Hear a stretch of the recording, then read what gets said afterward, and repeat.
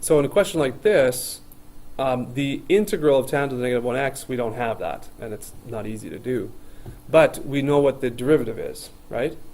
So if you're thinking, why don't you differentiate this? Well, you don't have another function showing up there, but you can use parts because you can rewrite this as the integral of 1 times tan to the negative 1 of x dx.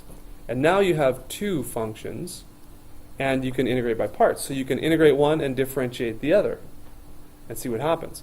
So remember our little memory mnemonic Lie8. So this is logs, this is inverse trig. So it shows up right away that you're going to want to differentiate and not integrate. And then of course, algebraic term, this 1 would be technically just a monomial, so that comes next. So we're going to, if we do the DI method here, then what we're going to do, plus minus, we're going to differentiate the tan to the negative 1x, and then integrate 1. Okay? So, remind me, 1 over 1 plus x squared? 1 over 1 plus x squared? Okay, so 1 over 1 plus x squared is the derivative. The integral of 1 is just x. So, are we at a point here yet where we can either, we're not at 0 in the D column, okay, so that's type 1, not there yet. Will we get to 0? Probably look ahead and think, oh, I don't know if I'll get to 0 here. Can we integrate a row fairly easily? Well, we still have two functions multiplied together. Not great to integrate a row. Are we going to get to 0 over here? Okay, so let's keep going and see what happens. So this actually, this derivative, 1 over 1 plus x squared, is same as this, right? X squared to the negative 1. So can we take the derivative of that? Yeah, we can.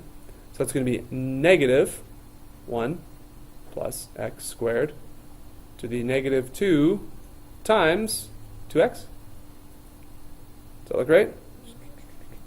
Which is negative 2x over square root 1 plus x squared, if you want to write it like that. Wait, what? No, it's not. Not square root. It's a negative 2, so it's just squared. It's just, yeah, my bad. Okay, so that goes here. Negative 2x over 1 plus x squared all squared. The integral of x, is 1/2 x squared, right? Okay, hey. Oh, maybe not. I'm thinking, man, we could maybe multiply that row there. Could we multiply that row? Well, we don't get rid of an x term, right? Unfortunately, we don't get rid of anything. So, but the 2's, we get rid of the 2's, but this just becomes x cubed up here. So, I don't know. Now, are we, any other ideas here? Are we going to get to 0 anywhere? Okay. Okay, so what happens if we so let's look back to this second row here. So can we integrate this second row? Okay, so we've gone here, and this is a little bit of that's getting messy. And you know what? It's just going to get messier and messier. So what about if we go up here? Do you recognize anything here? Because this is where we actually we actually could have stopped up here. But why? Right? No? Because this can be done, this row, we can integrate this by u substitution. Because the inner function, right, if this is like this, right here, the inner function is 1 plus x squared. The derivative of that is 2x, and we have part of that. So yes, actually, we could integrate a row here. So this is type 2. And let's clean this up a little bit. And then we will go back to row 2. And so I don't need this row, which is great, because it's just going to get messier and messier after that. Okay, good catch on that one. Good job.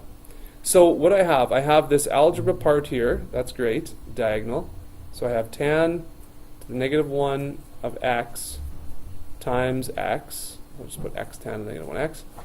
And then I'm going to subtract the integral of, well, let's say 1 over 1 plus x squared times x dx. You guys with me there so far? Good. So now we can do u substitution here. So let's just bring this down here. So u substitution, if u is 1 plus x squared, du is 2x dx. So we need 2x dx. So this is what I'm going to do there. Now I have u and I have du. So this is now, let's just rewrite the whole thing. So x tan to the negative 1 of x, and then this is going to be minus 1/2 the integral of 1 over u du.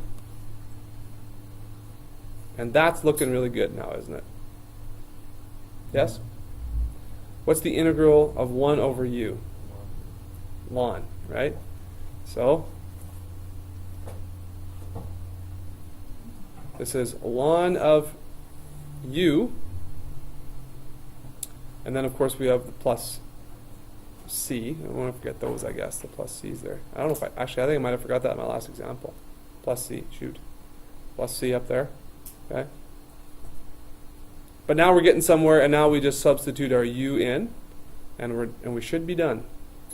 So x tan to the times x to the negative 1x minus 1/2 the ln of, and really absolute value, I guess, if you want to be exact there, plus c. Does that look good? I think I'm happy with that. Somebody want to check to see if that's the solution that they provide there?